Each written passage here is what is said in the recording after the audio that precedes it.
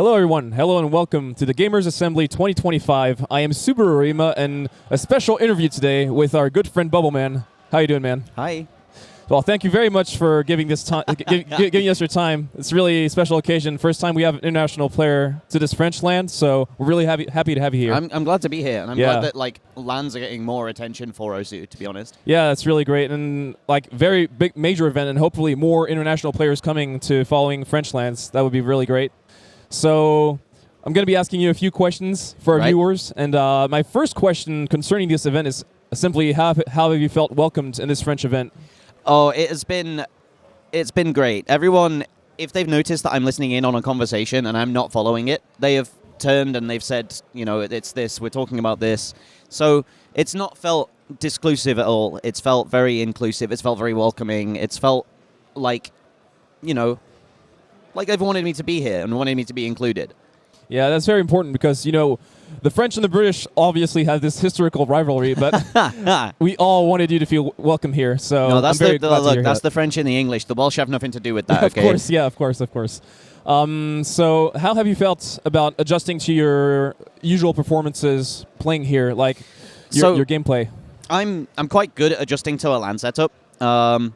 Right now, I'm not feeling great at tournaments in general, really, but it's been okay. The setup hasn't been great because I've just brought a laptop, and it's not a gaming laptop. It's not got a GPU. It's integrated graphics. It's just meant as a work laptop for coding for university, and now it's been repurposed as this LAN setup, seemingly. So it's not been great. I've been getting lag spikes. I've been missing bus sliders. But I'm here. I'm happy. I'm playing. I'm in the top half, so whatever.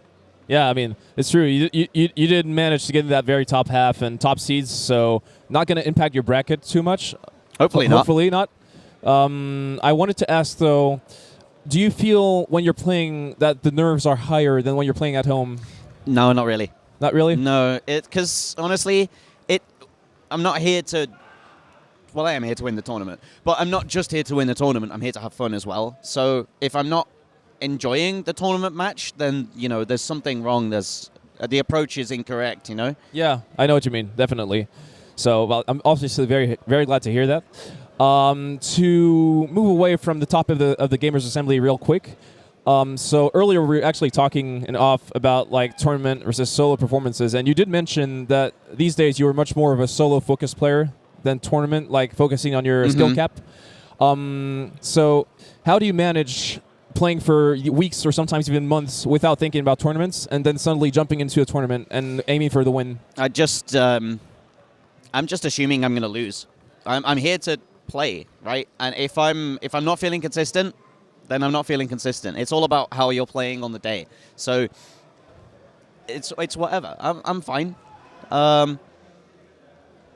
Honestly, the skill cap push is much more important to me because I feel a big deficit from where I could be if I'd have kept playing for those 2 years. Mm-hmm. So the pressure kind of is on to prove that I can still make it to that place, even though 2 years have passed and I made no progress, played the game didn't play the game at all, Yeah, it's true. It was a long break because if I remember correctly, your last tournament before your break was Perennial 2022? Yes, yeah, it was.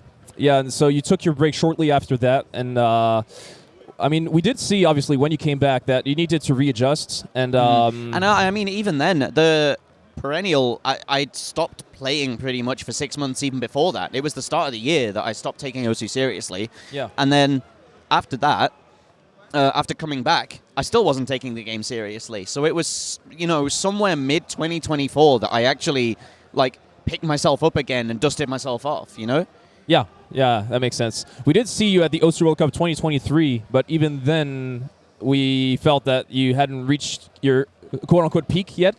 Yeah, I was there for fun. Yeah, definitely. The whole team was there for fun. I mean, you did get that insane Nomad 2 semifinal score, though, but yeah. That's... Everyone has a map that they will never miss on, right? Yeah. And some... Nomad 2 or Hidden 2? Tartatin. Yes. Yeah, that was a huge score. Yeah, everyone has a map or a few maps that they will never miss on. And that is one of my maps that I will never miss on if I'm on a good day. And if I'm in the zone, Don't put that in a map wall. Yeah, that was really impressive. So we were talking about OSU World Cup, and so I don't know if I told you this, but I had the privilege for the French channel of commentating your semifinals match against Canada for OSU World Cup 2024. And so I wanted to quickly aboard this topic. I wanted to ask you simply about that tiebreaker score. So regarding your long-lasting career, how would you place this score compared to other of your more iconic tournament scores? Do you know, I actually rate the DT score before that higher. Really? Yeah. The huge team score. I rate my own performance on that higher than the tiebreaker score. Oh, really? That tiebreaker score is something that I knew in the back of my mind I could do. The DT score, because I got the first FC on that map 5 years beforehand, it was one of those moments where it was like do or die. It was I prove that I still can do this, or I pack it in and I give up trying. And so to get that score, surrounded by 3 other full combos on my team, was kind of a moment where I realized that, yeah, actually, I still have a place. Yeah. You know, I still belong here. Yeah, that must have been such a confidence boost also for your team, just getting a 4-way right into a tiebreaker. Yeah, absolutely. That must have been amazing. But actually, it's interesting that you would give this context for DT1, I believe it was, because, yeah, exactly. I could understand that replicating the score that you set out years ago in a tournament setting with such high stakes must be, you know, like you were saying, kind of a do-or-die situation. I understand. Also, I wanted to ask you, so obviously most people who are going to be watching us know you pretty well, I figured. You're this renowned tournament player. You have been for years. So when you really grinded to start winning all these tournaments, all these badges, Okay. I'm guessing you had like discipline or method, or like just a way of life, a way of thinking to get as good as you were. Literally just, I need to be better. I'm not good enough. I need to be better. That's all it is. That was all it was. It was the thing that drove me to get that good was insecurity. Insecurity. Yeah. Like always. Because I was never good enough. Even if I was playing a tournament and winning it every weekend, I was never good enough because I wasn't FCing every map. I wasn't doing what I knew I could do at my peak. Yeah. And that's where the insecurity came from. Yeah, it's impressive. It's kind of speech you'll hear from a lot of multiple winning tournament players in a lot of games, a lot of sports. You hear like people like Armada, for example, in Melee saying a lot of similar things. Would you say that drive is also what pushes you further in your everyday life in other other topics than OSU? I wouldn't want it to be. Yeah. I don't want to be insecure in my everyday life. Yeah. No, I wouldn't say so. Sometimes it leaks out. Sometimes it creeps into other things where I'm thinking, I need to be better at this. Why am I not as good as I was, etc. But these days I can kind of curb it and I can channel it into something else. I can talk myself out of being insecure because, hey, I'm not on a great setup. I'm not focused on tournaments right now. I have been pushing for so long that my mindset has taken a hit from it. Of course, I'm not going to be playing at my peak. If I lose, if I drop maps, what does that matter in the grand scheme of things? In the long run, right? I understand. That must be easing up a little on your performance. It also just makes me play a bit worse because everything doesn't... And nothing means as much as it once did, you know? Yeah, I understand. Apart from the World Cup, kind of. Yeah. But even then, it doesn't mean as much as it once did because once upon a time, I was having dreams of winning it. And I was having dreams of carrying it. And it seemed possible to me. So my insecurities were acting up of like, if I'm Bubbleman, I need to be FCing every map in Grand Finals. Yeah, I understand. And I just don't feel that anymore. Well, it's true. This shift in mental also, you kind of see it in the way you play the game and avoid those tournaments because you don't play as many of them and don't put as much pressure as you used to on your shoulders.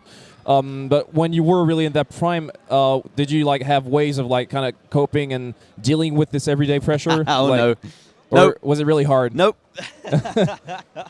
Because I honestly can't grasp how you would last this long with always putting this pressure on your shoulders. Like, even if you managed to win the tournament, would you allow yourself to feel happy about it?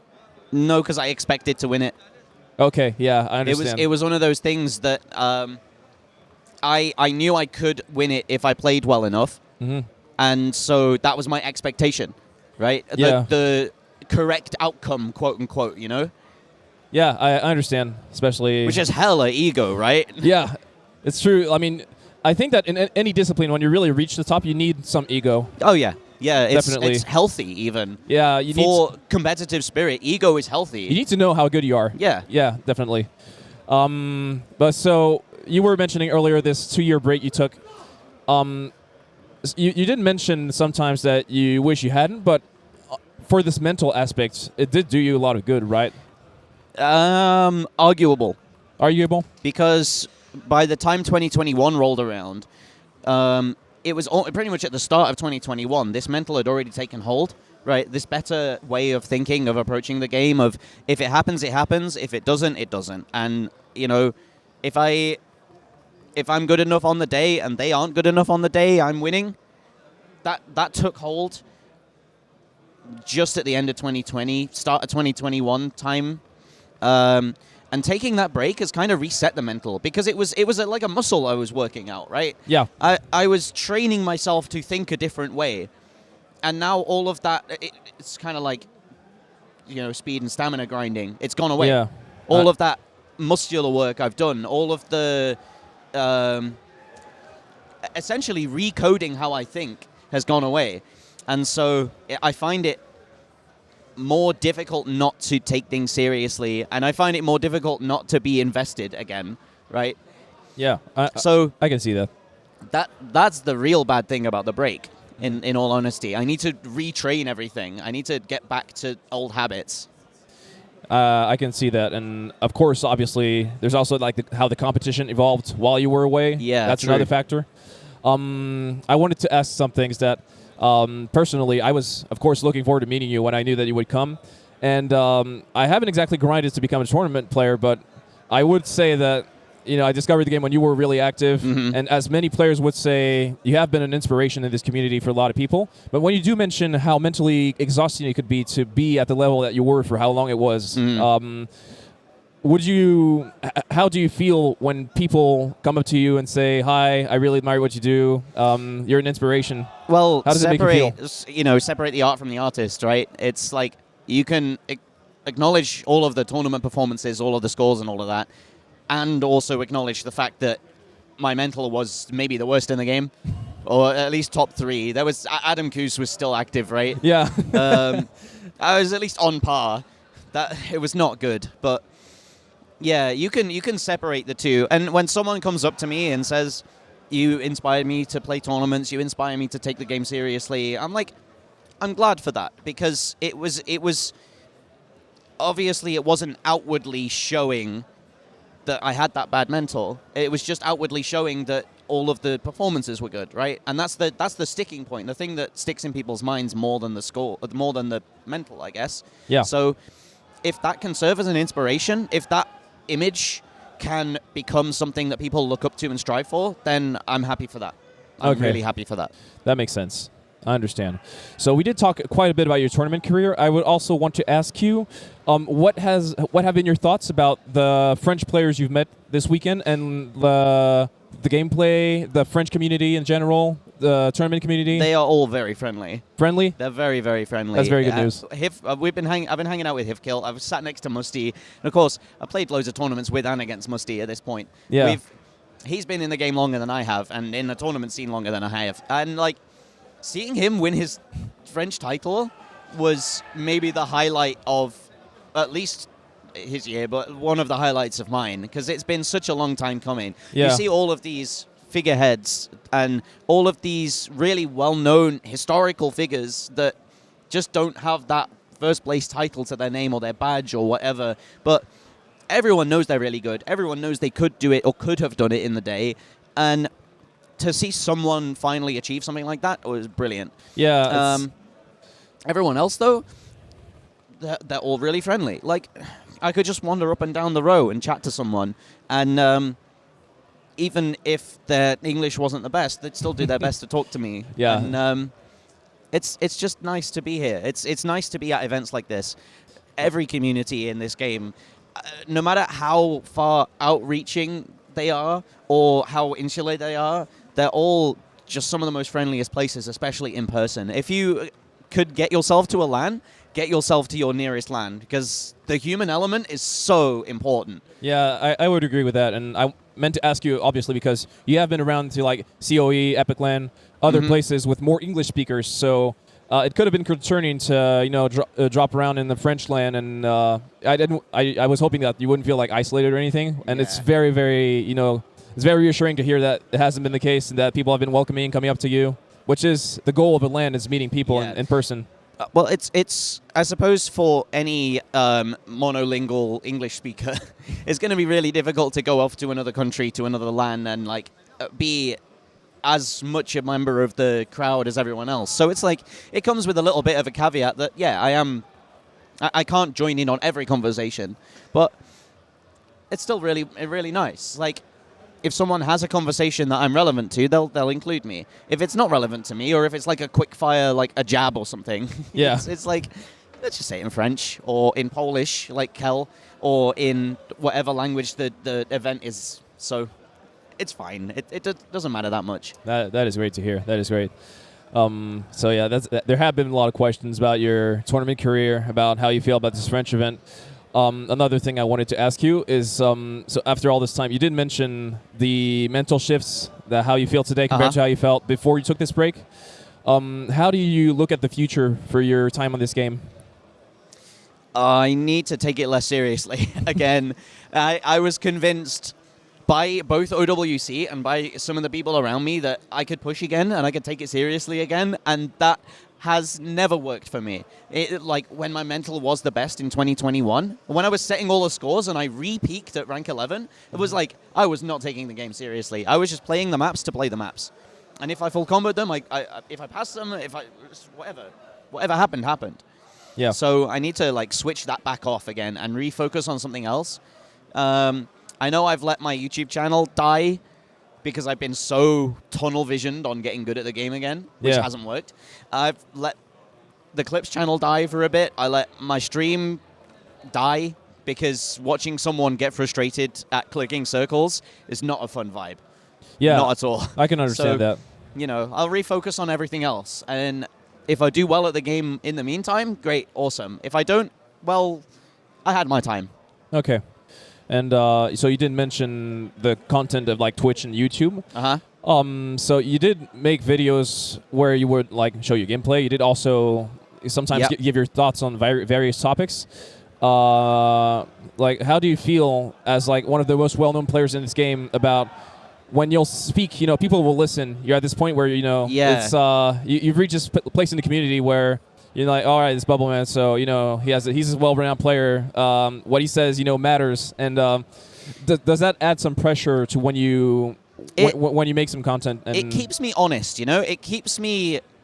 If I don't know everything about a topic, or if I don't know exactly what I'm speaking on, I make sure not to speak on it, or to say preface it with, I don't know everything about this, but here's my take.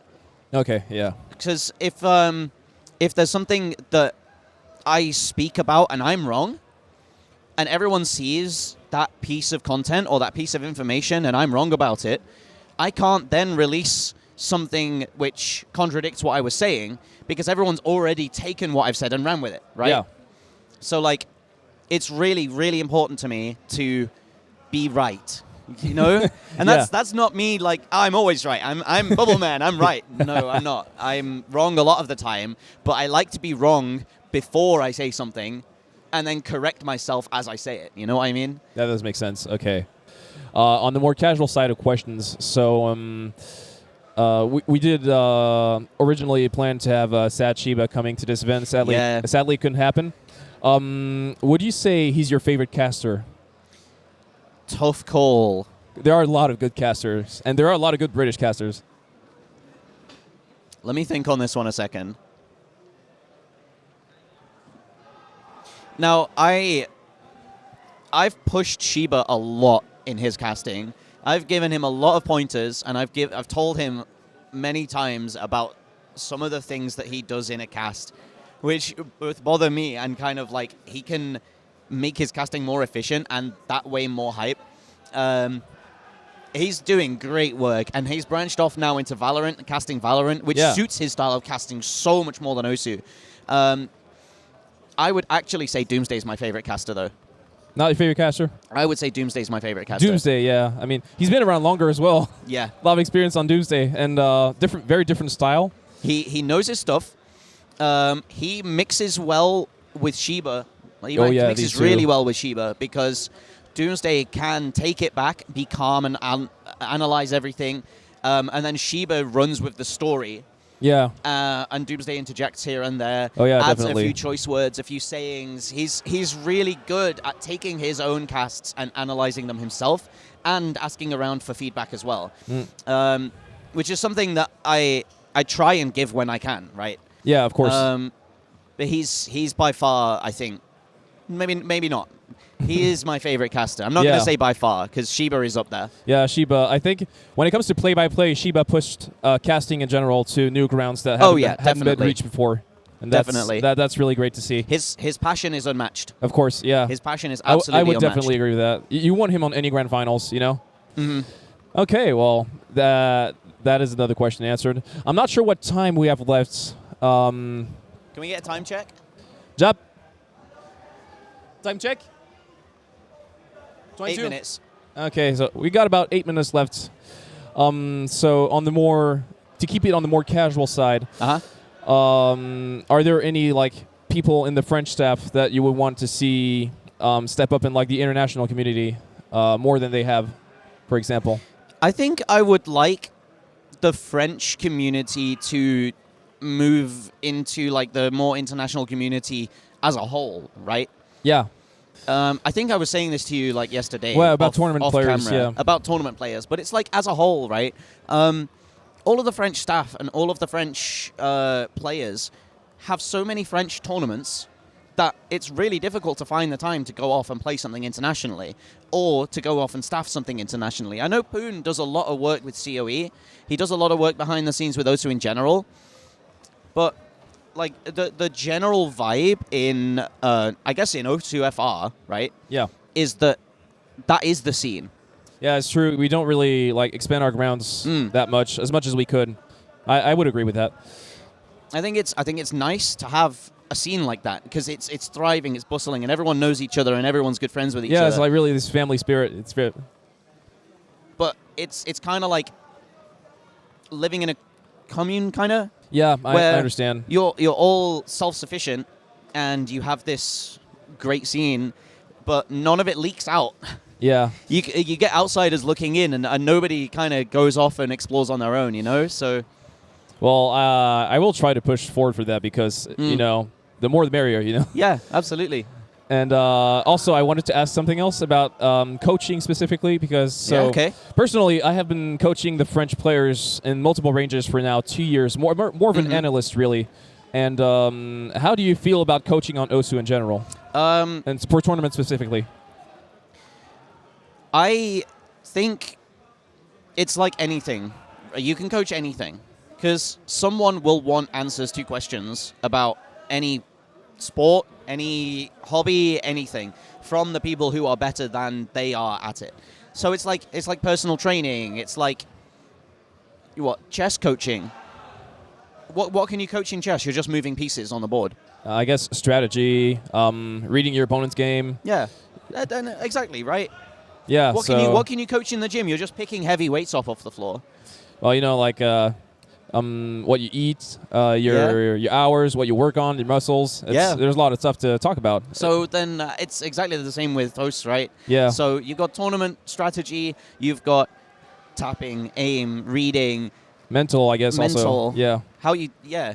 So, if someone has all of these answers, someone goes off, does the research, sports psychology, pre-match rituals, stuff like that, goes off and does the research on form and tapping and looks at musicians and says, the musicians all tap, right? Like this. Yeah. They all use their fingers to depress keys or to press on strings, right? In the same way.